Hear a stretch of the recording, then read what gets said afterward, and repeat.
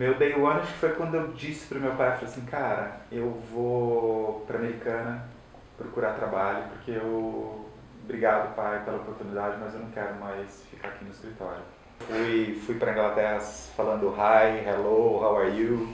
É esse que vocês acabaram de ver essas imagens agora medíocre. da medíocre agência do Alexandre Vassoura, que vocês vão perceber que além de medíocre, ele é modesto.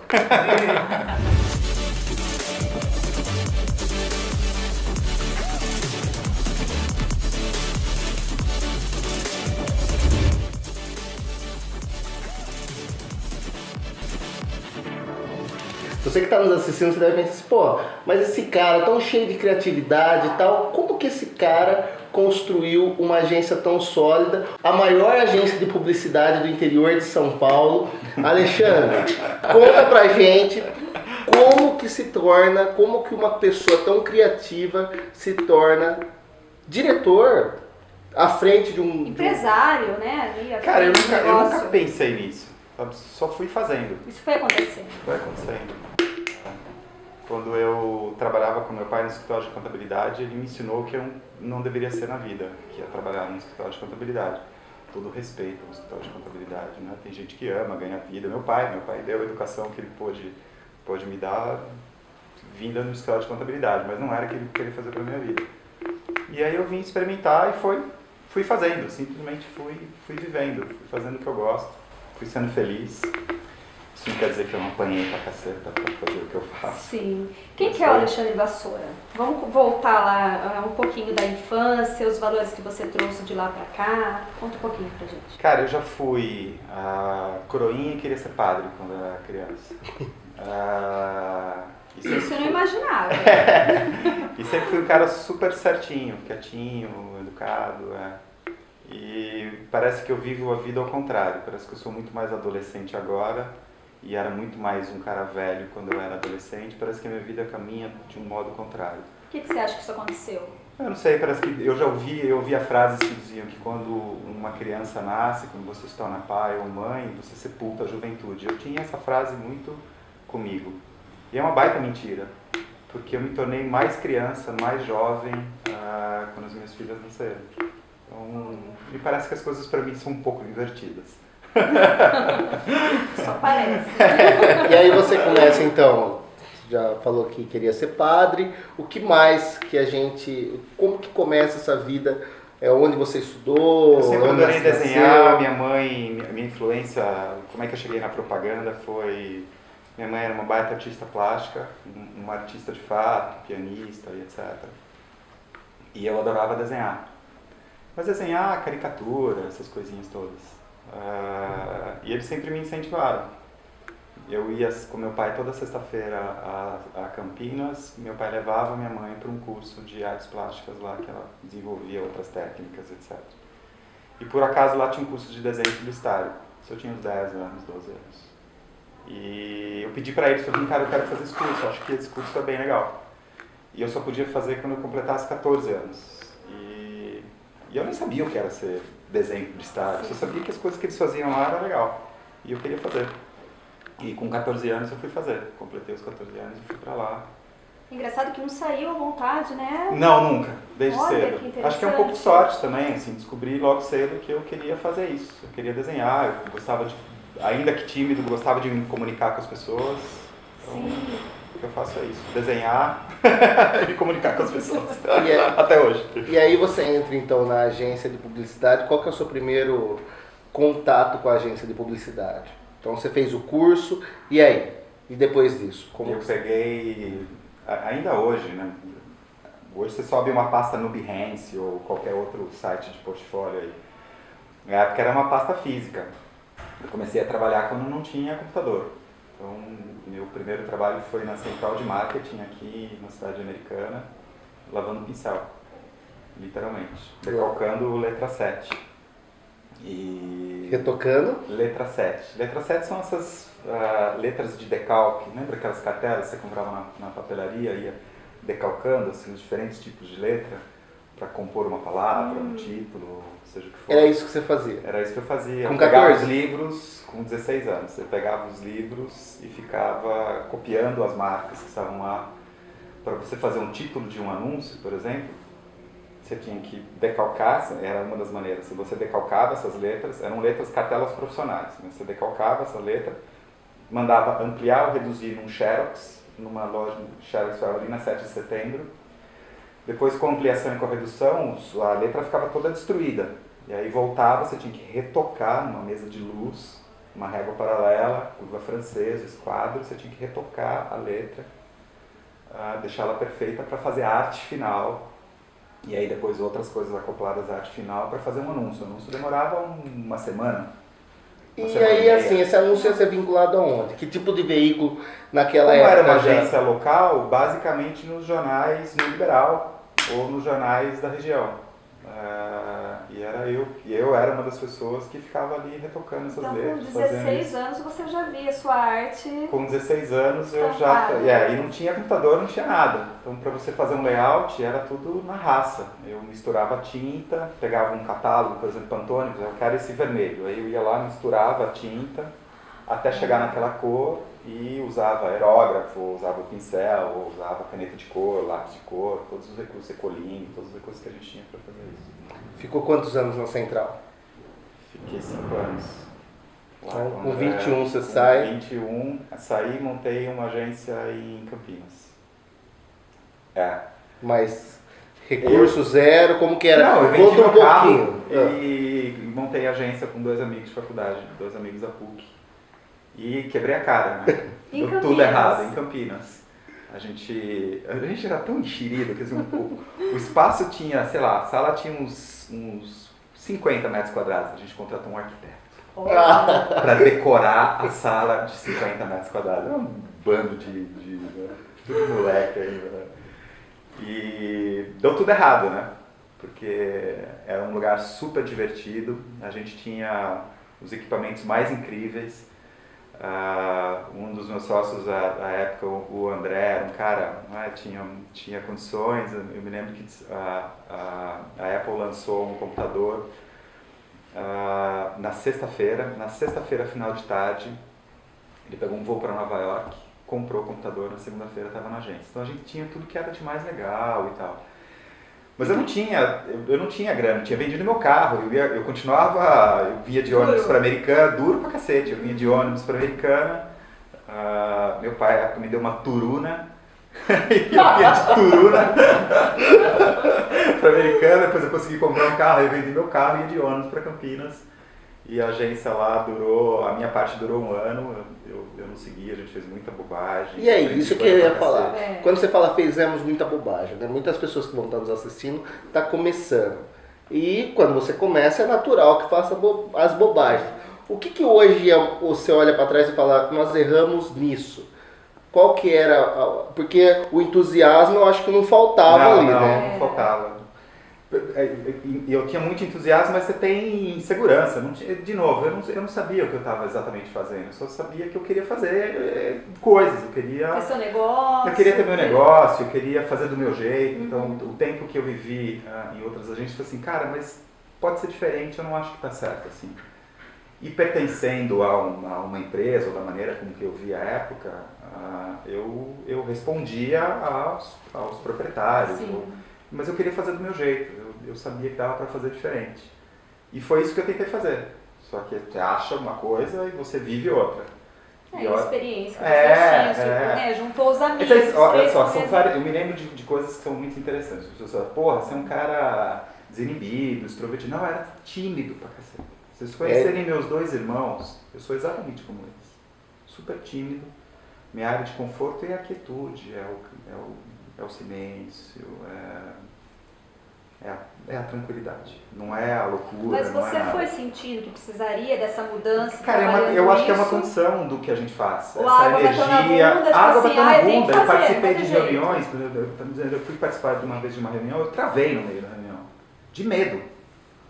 Tem um monte de gente olhando pra mim e eu falei, cara, será que o que eu tô falando é verdade? Será que eu sei exatamente o que eu tô dizendo? Esses caras são bem mais velhos que eu. Cara, o que eu tô fazendo? E aí eu me desconectei da reunião. Eu fiquei falando comigo mesmo e percebi que estava todo mundo olhando para minha cara e eu já estava assim, tela do Windows há um tempinho ali parado. Mas eu fui vencendo isso. Fui para terapia, né? Aliás, a terapia eu fui quando eu fui fazer o MBA. Porque depois de fazer várias bobagens, inclusive na área financeira, quando eu entrei no MBA, depois de ter me formado, a minha primeira aula de finanças, assim, cara, o que eu estou fazendo com a minha empresa? Bicho, me apresentaram o HP12C. Eu tenho só de raiva HP12C no meu celular. Até hoje. Tudo que eu faço de cálculo eu uso HP12C. Porque marcou. Né? Porque a gente sabe que a parte de criação, né, quem está na parte de criação tem essa dificuldade com o lado financeiro, parte da organização administrativa. Então você focou nisso. Depois de quanto tempo? Como que foi? Foi muito? Escorregar muito? A Audaz vai completa esse ano 20 anos. Então eu sumarizei assim, os 10 primeiros anos foram os anos das bobagens, onde eu aprendi, onde eu experimentei tudo que eu poderia experimentar. Foi meu grande laboratório. Então foi dos 20 aos 30 e pouquinho. Quando você fala erro, o que eu gosto muito, acho que você está percebendo que eu estou cutucando, porque eu acho que quando a gente vê, a gente vai ver algumas imagens da agência, vê tudo fluindo, tudo bem administrado, mas isso é como você falou. Mas o que você acha assim que foram coisas que você não teria feito? Claro que faz parte da experiência, mas hoje você não faz mais e que quando você está iniciando você acaba passando por essas situações. O que você acha que aconteceu? Acho que não é nem o que não faz mais, são coisas que eu deixei de fazer e deveria ter feito. Assim, não é isso eu não posso mais fazer. Acho que isso não. Acho que se você tem uma base boa, uma boa educação, esse tipo de erro você não comete. Né? Por exemplo, respeitar as pessoas, indiferente do cargo, da posição, isso é um princípio, isso é uma coisa que vem de berço, educação. Ser humilde é uma coisa que veio da minha educação. Veio da minha educação e eu uso isso também de forma estratégica, porque humildade é um valor super importante. As pessoas arrogantes, quando elas passam por problemas, dificilmente alguém estende a mão para elas. As pessoas humildes, quando passam por problemas, tem muita gente para te ajudar.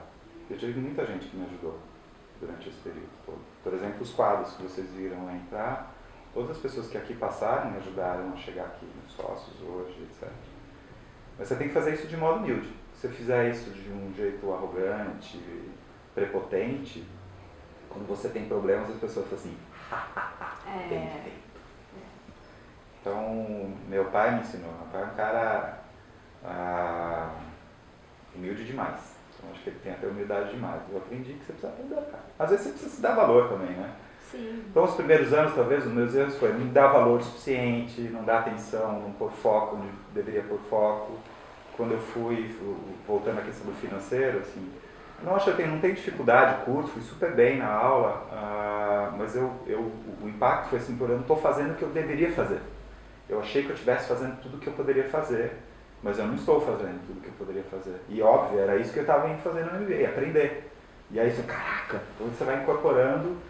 E aí eu já passei por todas as áreas na agência. Eu já cuidei da área financeira, eu já cuidei do recursos humanos, já cuidei de produção, já cuidei de mídia, já passei por todas as áreas. O meu enfoque é a área criativa, de negócio, de planejamento. E assim, você pensa, puta, então você planejou trabalhar em todas as áreas? Não.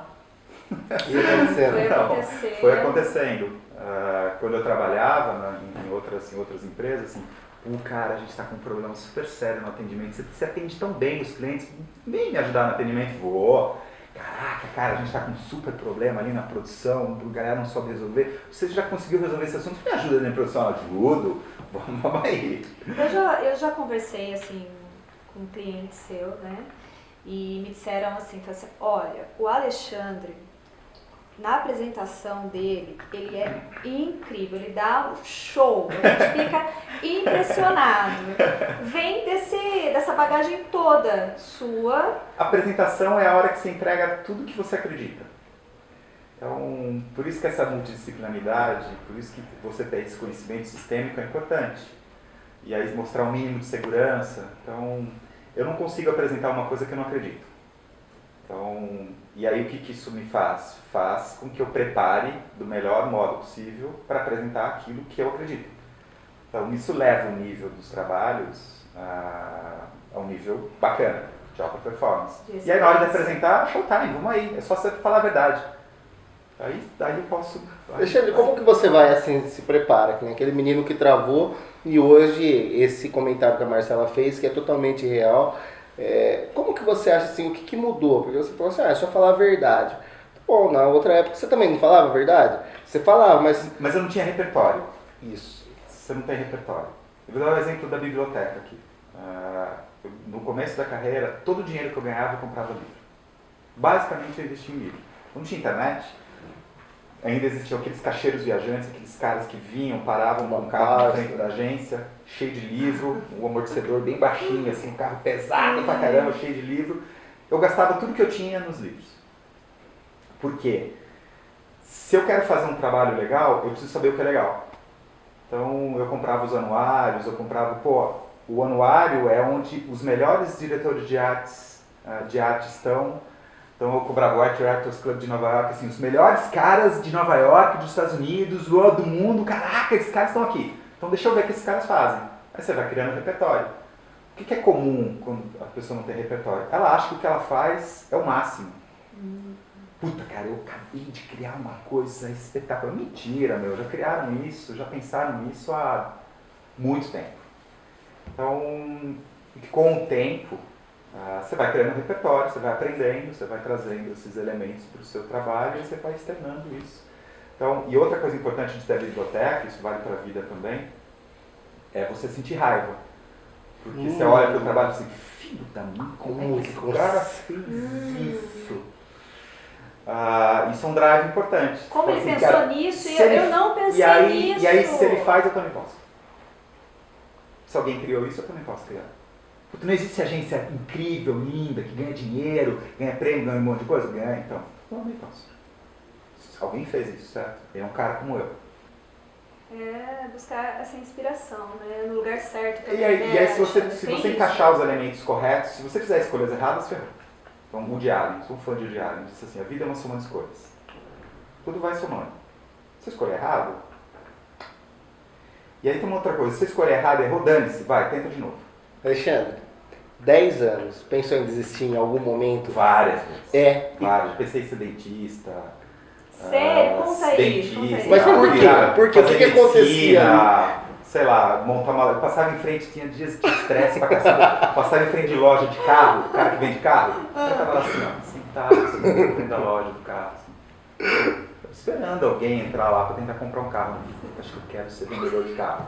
Porque olha que legal, eu consigo dormir, mano. O cara tá lá, não vê a hora de fechar a loja, voltar pra casa. Sei lá, com todo respeito, né? Mas são dinâmicas diferentes, né? Isso não quer dizer que também não tem estresse, mas eu ficava olhando e falei, puta, acho que eu vou montar uma loja de carro. Acho que eu vou virar dentista. Você acha que a gente é meio louco? Total. E aí, cara, eu continuo não tendo certeza de um monte de coisa. Assim. Às vezes eu falo, puta, o que eu tô fazendo na minha vida, mano? Vou andar de bicicleta, vou montar uma bicicletaria na Alemanha, vou comprar 20 bicicletas elétricas, vou montar uma bicicletaria na Alemanha, na Bavária, porque lá é legal. Então, puta, fazer propaganda, nem pensar, vou montar uma bicicletaria. Então... E por que você não desistiu? O que ia acontecendo? Porque isso acontece, acho que na vida de qualquer empreendedor, né? A gente tá sempre, nossa, acho que dessa vez não vai dar mais, tal. E eu digo até pela parte financeira, às vezes pela parte de você encontrar um problema que às vezes você não tem ainda condição de solucionar, tem série de situações. Mas o que te fez continuar e não montar o estacionamento, virar vendedor? Porque uma das características que tem uma agência de propaganda é que a gente tem uma rede de idiomas da Oxford University Press aqui na agência, que é a Cheap Language. Eu preciso entender escola de inglês. Eu preciso entender a dinâmica que é uma escola de inglês, o negócio, escola de inglês, o consumidor de uma escola de inglês, etc. Então eu vivo esse mundo. Aí eu emulo como é que é o mundo de uma escola de idiomas. A gente atende uma rede de supermercados, não é? Pague menos. Pô, eu preciso entender. A gente foi fazer uma visita no centro de distribuição. Cara, é espetacular. Sim. É espetacular você viver essas outras coisas. Então, Uma coisa sobrepunha a outra. lente de contato. Eu posso dar um workshop sobre lente de contato. Eu sei pouco, mas eu acumulei um pouco de conhecimento. Então é um universo espetacular. Então isso é como se eu fosse várias coisas sendo um comunicador. Você falou sobre conhecimento, é uma das coisas que eu e a Marcela acredita muito, né? Que não tem como você chegar a nenhum lugar sem se especializar. E se especializar como? Lendo, buscando informação, que é o que você trouxe pra gente. Mas quais foram as coisas assim, Alexandre, que os pulos do gato que teve? Existiu nesse momento pulos do gato? Pulos de gato? Eu fiz um mochilão pela Europa para aprender o idioma. Eu fui para a Inglaterra falando hi, hello, how are you. Foi importante, com a cara e a coragem. Isso bem jovem. Então isso foi importante. Então eu entendi a importância de você ter um outro idioma. Hoje na internet, se você tem um monte, principalmente no que a gente faz, a maioria dos conteúdos, ou muitos dos conteúdos, eles são um outro idioma. Então, você precisa se esforçar, você precisa estudar. Sim. Eu nunca fui um exemplo de aluno, mas eu me dediquei, não paro de estudar nunca. Inclusive, uma coisa que a gente tem a gente chama de profissional estudamos a vida toda. Eu me sinto o eterno aluno. Estou sempre na posição de aprender e isso é importante. Falando agora de outro pulo do gato, quando você acha que foi assim o seu dia no sentido de dar o boom na agência? Que você falou assim, nossa, depois que eu vivi essa situação, as coisas começaram a acontecer com mais frequência, foi ganhando corpo, a empresa. Teve esse dia, Day One? Day One. Quem faz isso é a Endeavor. O Day One. Teve uma cliente que foi super legal. Você já Não, a gente já assistiu vários. Super legal. Quando foi o dia... E quando eu fui assistir essa apresentação da Mônica Burgos, da Vatim, que é uma pessoa incrível, um cliente incrível e tal, eu fiquei refletindo e falei, cara, quando será que foi meu Day One? Que legal. Meu Day One acho que foi quando eu disse pro meu pai, eu falei assim, cara, eu vou pra Americana procurar trabalho, porque obrigado pai pela oportunidade, mas eu não quero mais ficar aqui no escritório. Eu falei assim, cara, vai ser feliz. Foi uma decisão. Foi, né? vai atrás. Aí eu me lembro disso, eu fui, peguei um ônibus lá em Nova Odessa, sozinho, com medo. Peguei o ônibus circular, vim para Americana, desce lá no terminal. Eu tinha a lista das agências de propaganda na lista telefônica, né? Antes eu dava o telefone. Aí eu fui lá visitando uma a uma. Então eu acho que talvez tenha. E depois disso foi. Alexandre, o que você abriu mão? Porque nem você falou muito sobre estudo e tal. O que você acha que você foi diferente de outros que você abriu mão? Churrasco, teve que nem a gente sabe que um profissional de publicidade às vezes vira à noite para entregar um trabalho. Quais foram as coisas que você abriu mão, que você falou assim, não, hoje eu tenho que fazer isso porque tá pedindo isso? Cara, eu já abri mão de muita coisa, e inclusive até da minha saúde. Isso eu não recomendo. Já em excesso já me fez muito mal.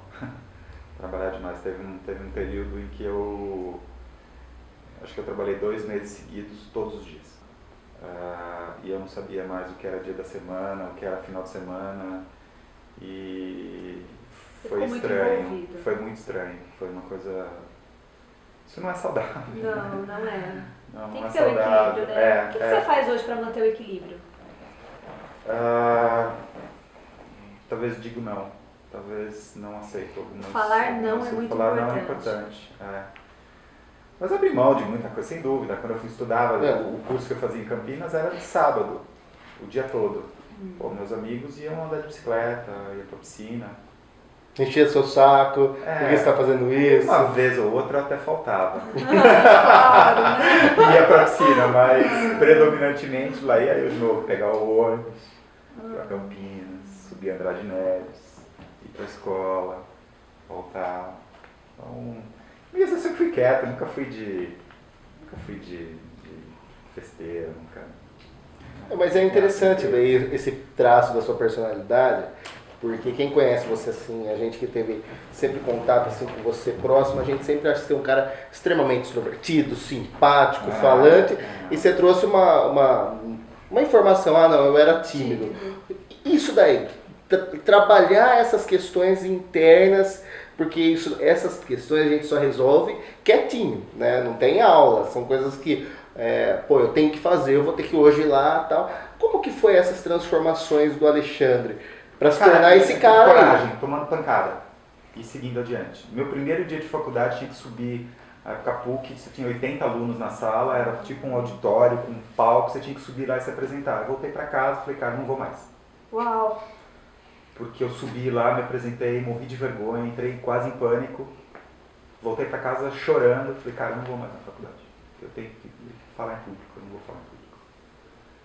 Mas é assim, baixa a bola. Amanheceu. Vamos aí, eu vou encarar. É pra falar? Tá bom. Então vamos aí. Mesmo porque as Então coisas vamos falar. acontecem fora da zona de conforto, né? Cara, se você estiver numa zona de conforto, presta atenção. Tem alguma coisa errada aí. Exatamente. Esse foi um aprendizado. Então talvez não tenha, né, uma coisa assim, puta, qual foi o momento? O legal é que você esteja sempre nesse momento. Sempre intenso. Hoje a gente vê a Audaz com clientes assim incríveis, né? Uma história. Uma história. Quando você pega a cartela de clientes da Audaz, você está hoje entre as principais agências, tem a publicação da Meio Mensagem que a Audaz está lá, tem várias coisas legais que a Audaz está. Isso daí não aconteceu do nada. Quando você estava nos primeiros anos, tal, como que era essa visão de você acreditar no grande, acreditar que essas empresas dariam ouvido para que você pudesse chegar e contar as coisas que você acreditava? Cara, da mesma forma, eu também nunca falei assim, cara, eu quero atender a Johnson & Johnson. Eu sempre fiz, para todos os clientes que eu atendi, a mesma coisa, a mesma intensidade. Nunca assim, não, porque a Johnson entrega mais energia, porque é a livraria... Nunca, Alexandre. Nunca. Nunca. Eu vou provocar Pode você. provocar, nunca. Nunca você falou assim, não, a Johnson & Johnson tem que fazer um trem... Não foi o dinheiro, não é o dinheiro que me move. Nunca foi. As coisas naturalmente vão acontecendo. E o que é legal, normalmente você tem muito mais oportunidades que vêm das coisas pequenas do que das coisas grandes. Então, as grandes contas, a concorrência é muito maior. E você aprende fazendo com quem? Vai lá na Johnson e fala assim, cara, eu tenho um monte de ideia, mas não tenho muita certeza. Você não quer me entregar a sua conta? Eu vou fazer alguns experimentos, se der certo, a gente segue, se não der, valeu aí. Com as pequenas coisas, você consegue. Você não vai dizer isso também pro cara, assim, mas eu vou experimentar, fazer algumas coisas assim, e você vai gradativamente, que legal, que legal, que legal. Então se você fracionar a energia, falar assim, aqui eu entrego bastante energia, aqui eu entrego pouca, você dançou. Alexandre, a gente andou um pouquinho pela Audaz e vimos os funcionários te tratando como se estivesse tratando um colega de trabalho. Como você conseguiu o equilíbrio de uma liderança tão próxima, com eles, um respeito? Como que foi a fórmula? Como que você chegou a esse ideal para a Audaz? Uma vez eu aprendi que, assim, na direção de arte, especificamente quando eu ainda era um diretor de arte clássico, né, pensando, rabiscando e tal, que era um cara, me disse, acho que foi na SPM. Assim. Imagina o cara mais incrível, o cara que você admira pra caramba, ele do seu lado, ele vendo o que você está fazendo. O que ele diria? E aí eu fui fazendo algumas interpretações e tal, e pra mim sempre foi, a liderança é o cara que te inspira. É a pessoa que diz assim, puta meu, esse cara é legal, esse cara é bacana, esse cara é respeitoso, esse cara eu quero estar perto, esse cara... A grande liderança é a liderança inspiradora. Então você tem que dar exemplo, não é dizer, é fazer. Então na agência, como é que a gente, essa coisa de... Não é fácil isso na prática. Isso que eu ia te falar. A aplicação easier said than done. É mais fácil falar do que fazer. Eu não tenho, se precisar fazer o café, eu vou fazer café. Se precisar limpar a fachada da agência, como várias vezes eu já fiz, ficando pegando papel, eu vou pegar papel. Mas eu também tenho outros skills, outras habilidades que talvez só eu tenha pelas escolhas, pelo comum. Então talvez por isso eu ocupo a posição que eu ocupo. Então eu espero muito que outras pessoas tenham a capacidade de fazer o que eu faço hoje. A empresa, ela tem essa organização também muito grande, de processos, né? Sim, Você percebe sim, que sim. você foi colocando tudo isso, Sim. 100% você tem pessoas que Não, trabalham tem, meu junto, sócio, super importante, Marcelo, Diana, todo mundo que está aqui tem importância. Aliás, eu sempre fui muito contra a burocracia e processos. E eu fui dando mão à palmatória com o tempo, porque algumas coisas você precisa ter. Eu acho que a Pirelli usou esse slogan assim, potência não é nada sem controle. Então, se você tiver um monte de gente criativa, capaz, se não tiver controle, brother, o barco afunda. Sim. Tem que ter controle. Mas o controle não quer dizer chatice, né? Não quer dizer rigidez desnecessária, não quer dizer estresse, não quer dizer opressão. Pelo contrário, assim, controle. Todo mundo também gosta de organização. Claro, né? você precisa de organização. É fundamental, determinante. Para trabalhar. Para fazer a coisa fluir. Nós somos uma empresa prestadora de serviço que trabalha com propaganda, com comunicação, com design. Ela tem começo, meio e fim. Assim, se você se embananar nesse processo todo, se você não entregar suas promessas, você dançou. Se você prometer um prazo e não entregar um prazo, você dançou. Se você entregar um nível de qualidade, prometer um nível de qualidade e não entregar, você dançou. Para isso você precisa ter métodos. Se você fizer um texto e o texto sair escrito errado, você dançou. Então você precisa ter processos, você precisa ter revisores. Se você fizer uma foto com uma qualidade de imagem que não é suficiente, você dançou. Se você ajustar um filme e não tiver a linguagem correta, você dançou. Cara, você tem as etapas todas para ser seguidas. Você costuma estar junto do seu colaborador ali, cobrando mesmo o que é resultado? É atenção, é um treinamento? Eu acho que o resultado vem de um processo natural. Eu cobro o esforço de fazer um trabalho incrível. Isso me pega. Se eu identifico que não há um esforço para fazer um trabalho incrível, isso me deixa muito enlouquecido. Sim. Porque qual a probabilidade de você conseguir um trabalho incrível se você não se esforçou para fazer um trabalho incrível? Com 70 pessoas aqui, qual que é o número 70 hoje? e tantos. 70 e poucas pessoas trabalhando. Você consegue identificar isso no seu dia a dia? A gente tem um grande desafio hoje, por exemplo, que é uma gestão de RH no modo com que eu acredito que deve existir a gestão de RH na agência. O que é o modo que deve existir a gestão de RH na agência? A gente já teve experiências com ótimos profissionais, excelentes profissionais de RH, mas que traziam os modelos que se aplicavam numa indústria, por exemplo. Não tem nada a ver. Você quer acabar com uma reunião com o time, é colocar vídeo motivacional. Isso provavelmente funciona em outros lugares. Aqui não. Colocar, putz, você tá zoando, você vai me colocar esse vídeo aí. Não, você tá de sacanagem que você quer me fazer chorar ou prestar atenção nesse vídeo aí, bicho. Primeiro porque eles já devem ter visto um monte de vezes aquilo há 20 anos. Então, uma coisa que a gente trabalha é com novidade o tempo inteiro. Assim, e a gente sabe as coisas que estão acontecendo. Então, às vezes tem coisa estourando na rua que a gente fala, putz, esse vídeo aí, esse meme, cara, putz, isso aí já é. Então, cara, como é que você faz uma gestão de pessoas adequada numa dinâmica de empresa como essa? Então, a gente vem há muito tempo tentando implementar um departamento de RH do jeito que é muito difícil. Inclusive aqui abre uma janela assim, estamos à procura de E essa de um caminho para isso! Uma pessoa de RH que vai contratar. Assim, tem um monte de gente, assim, um monte de discussões e tal. Alexandre, para quem está nos assistindo agora e sonha vir trabalhar na agência Audaz, que eu sei que é bastante gente que está aí, dá uma dica para essa pessoa. Como que ela deveria se entregar para a empresa, se apresentar para uma empresa? Faça diferente e faça de verdade. Seja verdadeiro. Por exemplo, eu já tive contratações aqui, assim, oi Alexandre, tudo bem? Tudo bem? Posso falar com você? Pode. Quando? Pô, vamos ver quando a gente tem agenda, vem conversar comigo. Eu nunca tinha conversado com ela. Assim, talvez hoje eu não consiga ter mais esse tempo, mas veio falar comigo, teve 15 minutos assim, cara, teve uma audácia. Isso, eu acredito, eu acredito nisso, puta, acho que eu tenho esse skill, eu trabalhei, o que você acha? Assim, cara, vou dar um jeito de te trazer pra cá. Teve um menino na agência que eu contratei, ele era super tímido e ele veio por referência de um cara que já trabalhava aqui. eu me lembro que assim, ele não conseguia olhar para mim na reunião, assim, mas ele tinha um valor imenso, tava nele esse valor. Sim.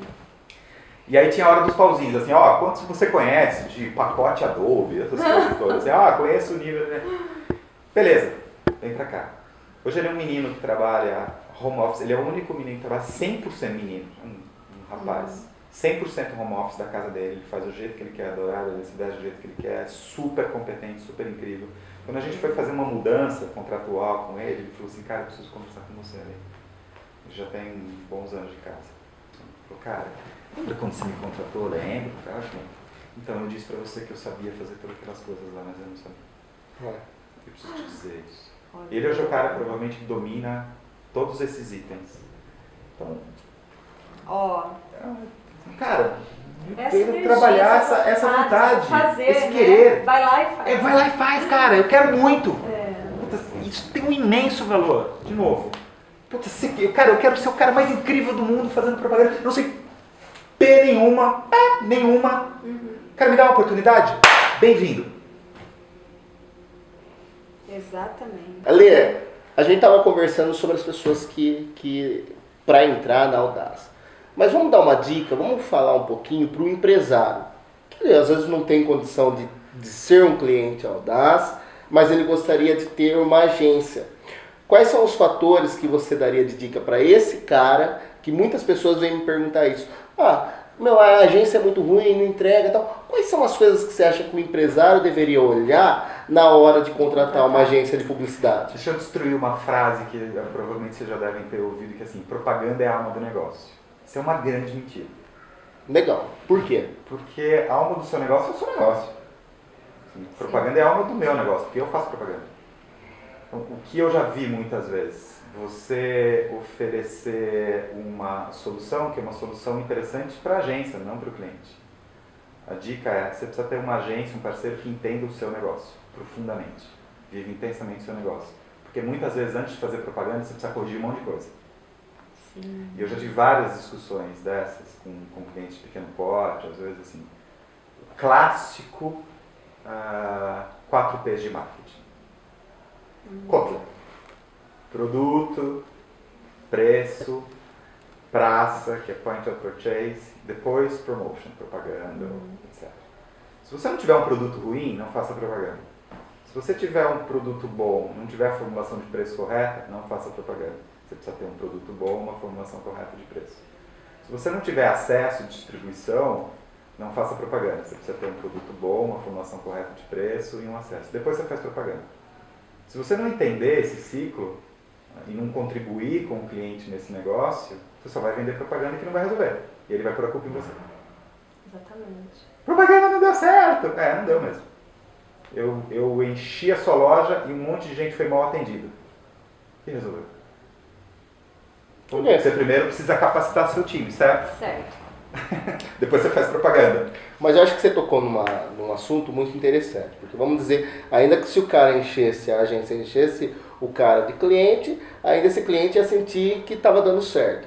Né? Mas não é essa a questão. Eu acho que a questão principal do que você falou foi de você viver o negócio do cliente, você como agência de publicidade, antes de querer passar para o consumidor aquilo. Eu lembro de uma história sua, Alexandre, que você estava falando da questão... Alexandre, será que vem, né? Que você foi para a Alemanha viver a Volkswagen. Foi com essa indústria sistemista com TRW, que hoje é ZF, a Zeppelin Foundation. E aí, conta pra gente como é isso pra você. Você conta essa história... Você vê os detalhes, pegando o exemplo que você deu. Assim, mas aí o cara pegou e encheu a loja de gente. Assim, qual o real compromisso de uma agência de propaganda para com o cliente? Legal. Assim, a métrica, assim, encher de gente? Não é encher de gente. É entender, se for esse o caso, entender todo o contexto. Assim, eu quero construir relações com os seus clientes. Então, que você leve pessoas para a loja, se estiver falando de varejo, mas que ele tenha uma boa experiência, que ele tenha uma entrega de produto legal, assim, um monte de coisas conectadas. Até inclusive, assim, às vezes o cliente fala, estou fazendo a campanha, mas não estou tendo retorno, tal, mas eu entendo que o trabalhar a campanha tem um processo, tem um prazo para aquilo, Para o cliente ter aquele... Fala um pouquinho Sim, também sobre isso. Sim. Pro cliente. Tudo tem um tempo. Então, a gente tem, quando a gente começa a apresentação da agência, eu uso querer, tempo e recurso. Assim, se você não souber o que você quer, a gente precisa começar por aí. Então vamos entender o que a gente quer, qual é o problema. Se você não tiver o tempo necessário para fazer, não dá para fazer uma coisa genial do dia para a noite. Dá para fazer alguma coisa do dia para a noite? Dá. Mas esse negócio não vai ser genial, beleza? Certo? E recurso. Tudo é proporcional ao seu nível de investimento. Cara, eu gostaria de colocar um banner meu na Lua. Dá. Custa alguns bilhões e vai levar 10 anos. Top? Top. Beleza, vamos aí pôr um banner seu na Lua. Então, um superlativo nesse exemplo, mas é isso. Mas aí, na sua opinião, o cliente tem que buscar uma agência que entregue para ele essa preocupação com o todo, ou a agência que tem que propor isso para esse cliente que muitas vezes não está sabendo o que o cliente, então, o cliente não sabe assim, Alexandre é a minha empresa de marketing. Não, eu não sou uma empresa eu sou uma parte do processo de marketing. Se eu não entender de marketing de fato, tem um professor no MBA que ele diz assim, entender de marketing é o sal na mesa e é o azeite na mesa. Você vai num restaurante, o cara que traz a conta, ele não traz a conta do sal, do azeite, do guardanapo, do talher, do prato, é tudo que está ali, faz parte do jogo. Sim. Ele não vai te servir se não tiver esse conjunto de coisas postas na mesa. Então, entender sistemicamente do negócio, entender de marketing, é o sal à mesa, é o azeite, é o prato, assim, tudo isso compõe o que você vai servir. E se você não entender disso, se você não entender essa sistemática toda, você não sofre. Ok, mas voltando só para a gente pontuar essa pergunta. Quem tem que buscar isso, na sua opinião? É o cliente ou você acha que a agência deve chegar e te apresentar? Né? Os dois. Não existe trabalho criativo de agência se você não tiver um cliente criativo que acolhe. Então, assim, normalmente o que eu vejo assim, você não tem um cliente ruim, no sentido de um produto ruim, um serviço ruim, uma formulação inadequada de preço, etc. E uma agência linda, brilhante, fazendo um trabalho para ele. Essa relação é efêmera, não vai durar nada.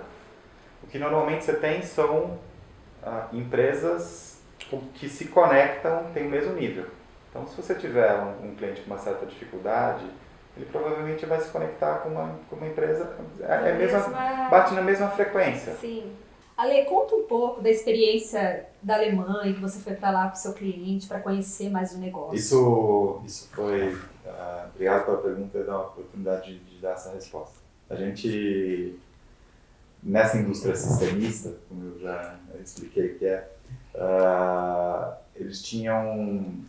Havia um projeto de lei no Brasil acerca da necessidade de você produzir, ou da obrigatoriedade de você produzir carros no Brasil com airbags e ABS.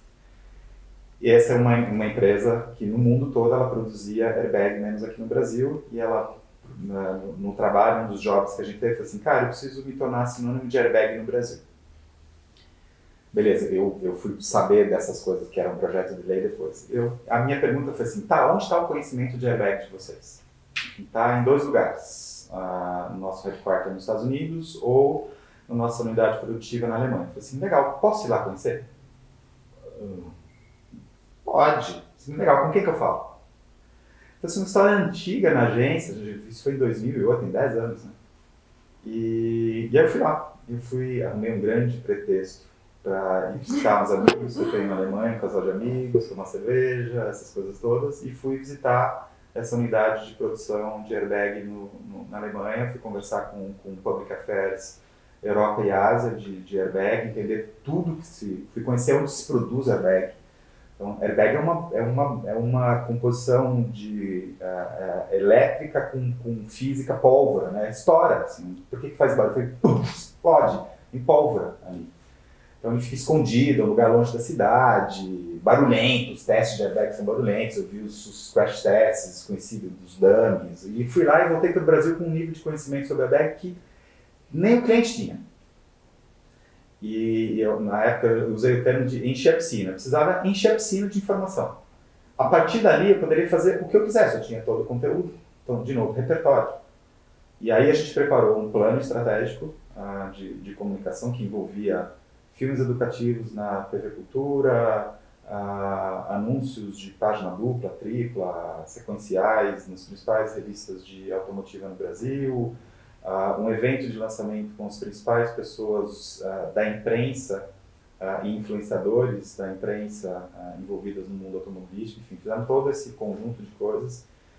E no fundo o objetivo era que se tornasse obrigatório no Brasil a produção de carros com airbag e ABS. Então, a partir de 2014, todos os carros produzidos no Brasil são produzidos com airbag. Todos? Todos. Por causa dessa pesquisa? Como É foi um essa influência? conjunto de um monte de várias coisas. Inclusive esse cliente, o Alberto, ele me ensinou que assim, sucesso é soma de pequenas coisas. Várias pequenas coisas super bem feitas, se soma tudo isso, tem sucesso. Então, nós somos uma parte pequena. Não importa, airbag salva vidas. Se eu tive 0,000000001 de influência para que o Brasil tenha se tornado um país obrigatório a produção de veículos com airbag, muito me honra, muito me orgulho. E a gente conseguiu isso. Então, Uma conquista, né? como é que você faz isso? Faz uma pergunta, querendo. Não, eu quero fazer esse treco dar certo. Assim, meu pensamento maior é assim, cara, eu quero tornar isso obrigatório. Quando você vai ver os dados, assim, não faz sentido você andar com um carro sem airbag. Assim, os caras que gostam de Kombi, me desculpe, mas assim, a Kombi saiu de circulação porque fica muito caro você colocar airbag na Kombi. Então, Sim. os fãs de Kombi não gostam Vamos muito. ficar chateados. Não gostam de mim. Valeu, tá? Mas foi um Depois- projeto Depois vocês passam aqui na gente, conversam com ele. joga Alguma buzinaço bomba. de Kombi aqui na frente. Mas começou com isso, então, Olha, que bacana. e aí esse conhecimento sistêmico, assim, o que de fato faz uma agência de propaganda? Qual é exatamente o nosso papel? Alexandre, nós teríamos assunto para conversar por Horas. muitas horas, dias. Pretendo voltar, mas nós vamos pretender voltar. Ficou muita coisa assim dentro de mim que eu queria Legal, tirar de legal, você que eu não legal. consegui tirar. Legal. Mas eu queria deixar uma pergunta. Queria fazer uma. Na verdade, nós vamos terminar com duas perguntas. Se a Marcela tiver mais uma, mas minha eu não saio daqui sem essas duas. A primeira eu quero te colocar meio que na parede. Mais 3 horas, então, de... Eu sou uma empresa de médio porte a pequeno porte. A gente falou hoje da Audaz, uma grande agência com contas bacanas. Essa empresa de médio e pequeno porte tem vez aqui dentro ou não? Claro. E qual que é o limite? Não tem Como que a Audaz se interessa por uma Sabe o que é conta? interessante? Beto, como é que você constrói uma empresa? Por exemplo, você pega uma cervejaria. Então, o que você precisa para construir uma cervejaria? Então, preciso de máquina para fazer cerveja. Quanto custa uma máquina para fazer cerveja? Bastante dinheiro. Bastante dinheiro. E aí você tem na equação desses custos, das suas despesas, dos seus investimentos, várias coisas. E aí quando você vai discutir comunicação, muitas vezes você entra na questão do preço. Mas isso é caro. O que é caro? Então, assim, se você for compor a formulação de preço, por isso que é importante você ter, né, produto, preço, formulação de preço adequada. Se na sua formulação de preço do seu produto, do seu negócio, do seu serviço, tiver o trabalho de comunicação, você é capaz de comprar os serviços de uma agência.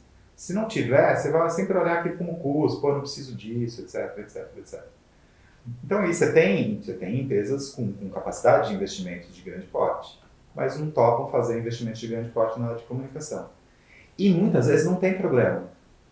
Eu por várias vezes eu digo assim, cara, você pode ser uma empresa super bem sucedida, próspera, ganhar dinheiro pra caramba, pôr seus filhos na melhor escola, viajar para onde você quiser no mundo, ter o carro do ano, uma casa bonita, sem fazer propaganda.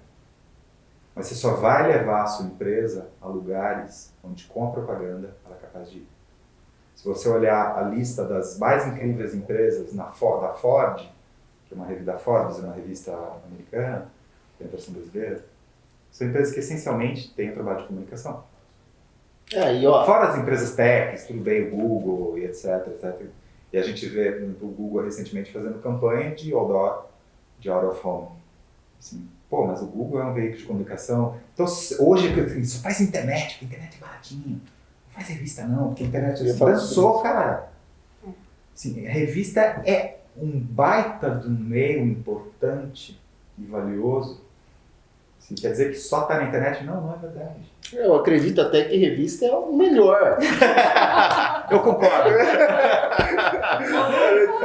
Só pra gente deixar, pra gente finalizar aqui, Alexandre.